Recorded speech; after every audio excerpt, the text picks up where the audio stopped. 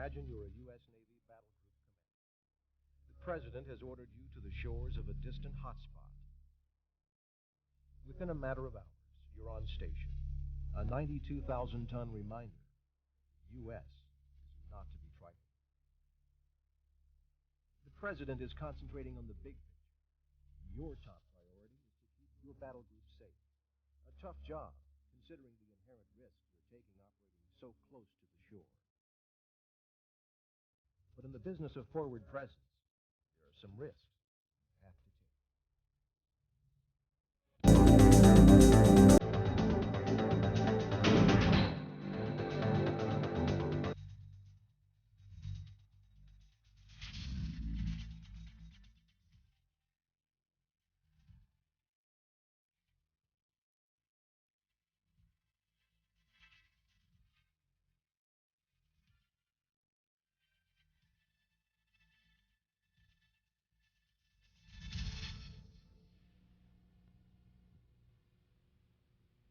You're a U.S. Navy battle group commander headed into a forward assignment. When a carrier group is dispatched on an other than routine patrol, the assignment is inherently risky. You normally don't put a battle group in the face of a friend, so steaming into the bad guy's backyard puts your ship that much closer to his missile launchers and airfields. The intelligence packages forwarded to you from the CIA in Langley tell you that the third world country you are paying a hostile visit to has recently bought a couple of diesel submarines from the cash-strapped Russians. The subs were obsolete technology to the superpowers, but they're a great leap forward for regional wannabes. Undetected, one enemy submarine can deliver a devastating blow to an unsuspecting warship. The cat-and-mouse game begins before the surface battle group even arrives on the scene. First into the area are Los Angeles-class nuclear submarines. It's their job to root the enemy diesels out of the mud. Hunting subs is never easy, but in shallow coastal waters, it becomes more complicated.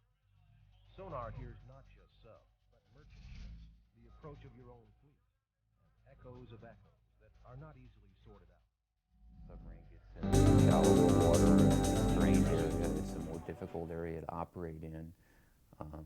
Because we're doing a lot of different missions, the focus of the captain and the crew has to be on a lot of different things. He's not just focused on another submarine out somewhere in the middle of the ocean as a one-on-one game. It's now more of a 5-on-1 or something like that.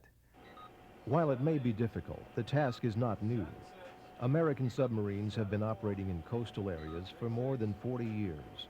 It's not something in the charged atmosphere of the Cold War that was discussed publicly. The trained ears of a 19-year-old sonar technician detect a sound that seems suspiciously man-made.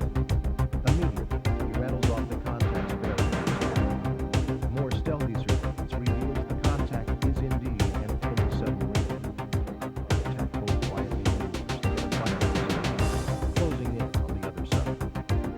By the time the diesel sub sonar captures the first sound of the approaching Los Angeles sub, it's too late. He's well within range of the Navy's state-of-the-art Mark 50 torpedo. The diesel commander is left with an unattractive choice. He shot at the American sub and risk retribution, or maneuver out of fire and live to fight another day. The odds of an enemy submarine sneaking past the Los Angeles-class subs are narrow. But if they do, there is another layer of anti-sub defense. Naval Aviation's premier sub-hunter, the P-3 Orion. Designed specifically for anti-sub duty, the skybound Orion packs an incredible array of subsurface detection equipment. Sound is how we find submarines. There's no magic to it. We drop sonobuoys, which are about 4 inches in diameter, 4 inches high, out the plane, hits the water, pays out about a 400-foot line, and at the end of that line is a microphone.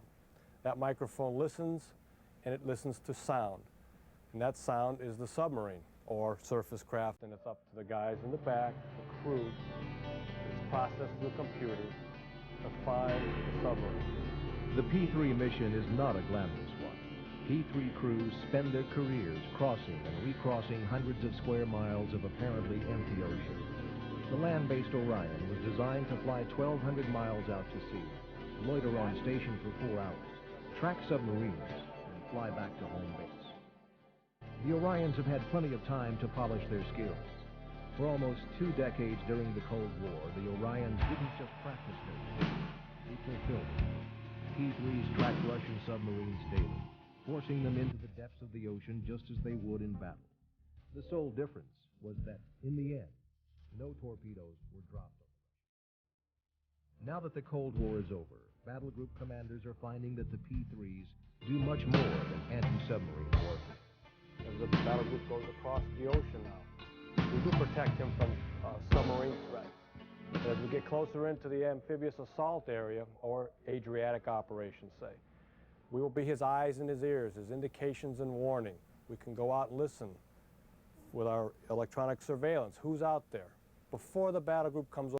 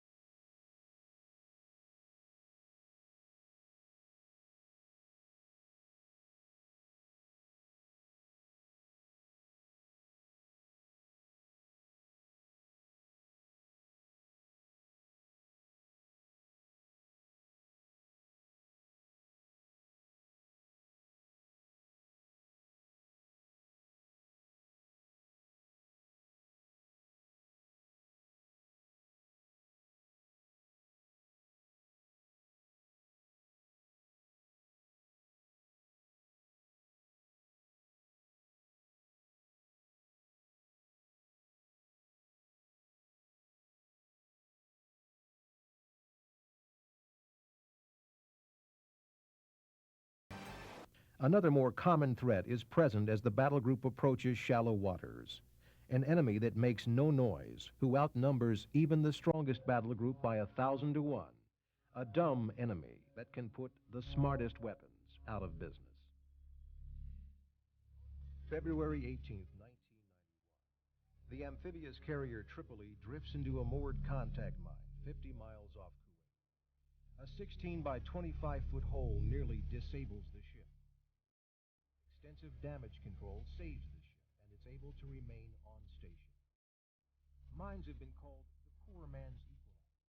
A few $1,000 worth of explosives in a primitive floating can knock a multi-million-dollar warship out of any near-term battle. When a battle group needs immediate mine countermeasure capability, it turns once again to helicopters.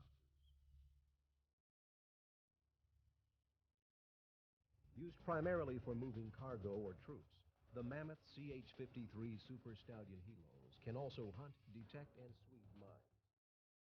From the relative safety of the air, the Helo drags a metal sled across the water surface that detonates the contact mines in its path. The sleds can also be used to find influence mines. Programmed to explode only in the presence of a massive steel object, the mines are difficult to fool. The Super Stallion sleds contain magnetic field generators designed to simulate the passage of a steel hull. It usually works.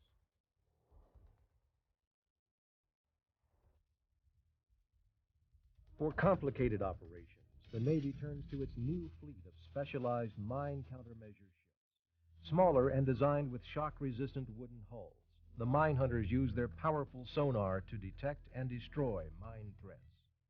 Ultimately, there is no sure thing in the battle against mines except the confidence that you are operating where the mines aren't. Between the subs and the sweepers, a clear area can be found or formed.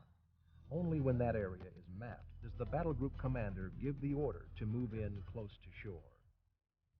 There, other threats await. The submarines and minesweepers have cleared the path, and behind them comes America's primary power projector, the carrier Valor. Like pioneers huddled in the safety of their circled banks, aircraft carriers travel surrounded by a defensive ring of steel. That ring is made up of battleships, cruisers, and destroyers, whose primary duty is to protect the big target, freeing the carrier for offensive duties. The ability to keep enemy threats outside of perimeter limits of hundreds of miles, in turn, protects the surface. During the Cold War, standard battle group was made up of nearly 20 ships, with big, powerful, expensive, and intimidating enough to keep a massive Soviet Navy at bay. It's a shame. They really don't operate that way much anymore because the threat has changed significantly since the end of the Cold War. We're no longer defending in an environment where we might have to defend against a regimental-sized raid coming at the carrier. When the Soviet threat on the high seas evaporated, so did the need for the strategy the Navy had spent so many years perfecting. Gone are the days of 20-ship armadas. A trip back to the drawing board produced a strategy based on projecting power from the sea.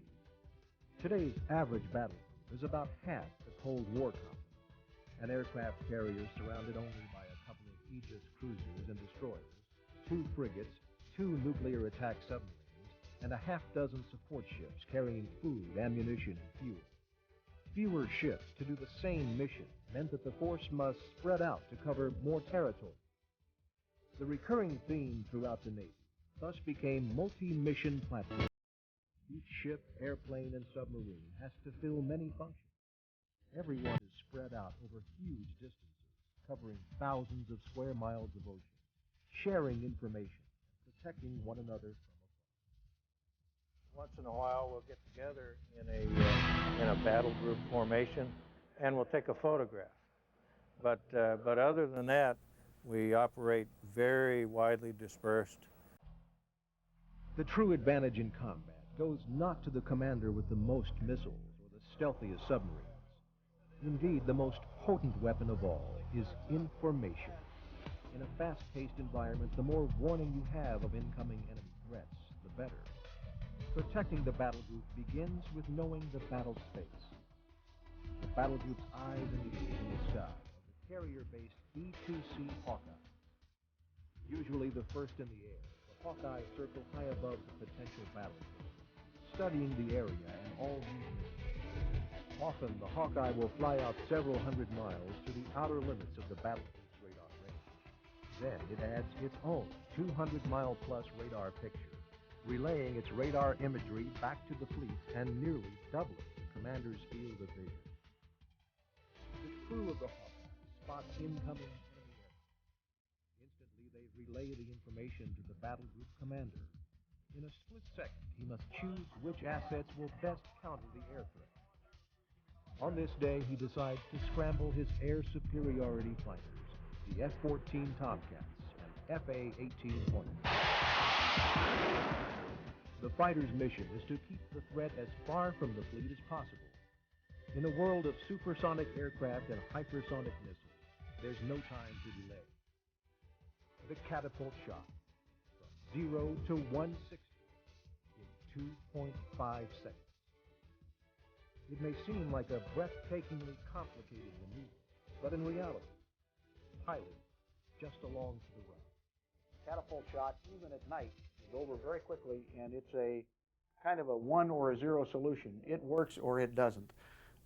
Very fortunately for us, 99.99% of the time it works and works very well. The pilot that goes off the end of a carrier in F-18 literally has his hand off the stick. In fact, the flight computer does not like the pilot to touch the stick, and it will tell you about it if you do. Once they're clear of the carrier, the fighter crews turn their attention to the incoming threat, drawing the same information from the E-2C Hawkeye that their commanding officer is receiving. Well, I like to think of us as being airborne battle managers, so to speak.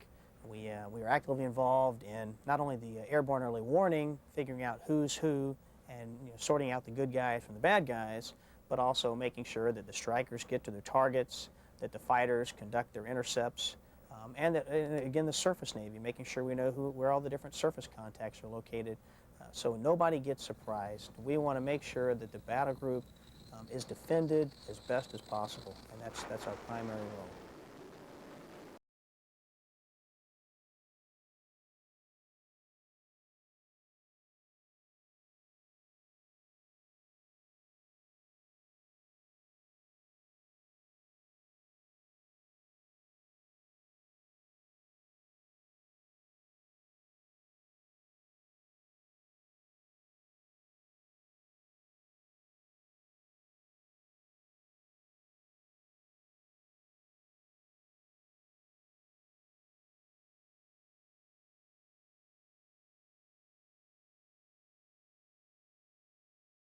side note,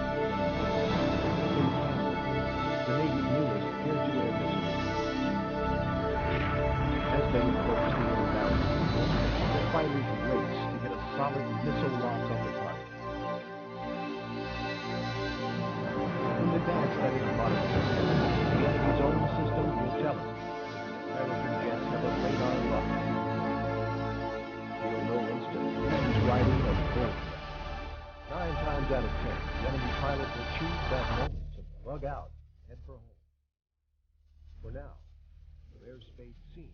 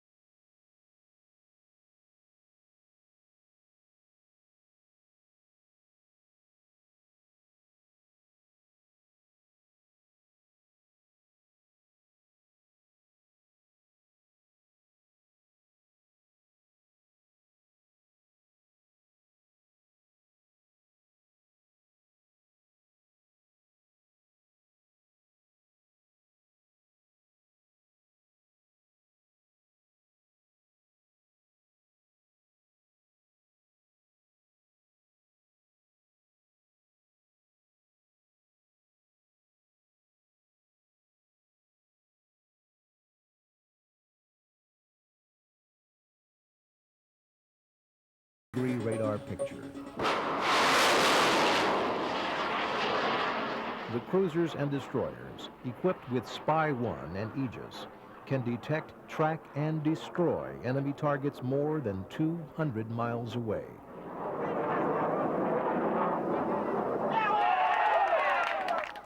My first impression of Aegis was here's a system that can track hundreds of contacts simultaneously, where in the past we were manually tracking maybe a dozen effectively.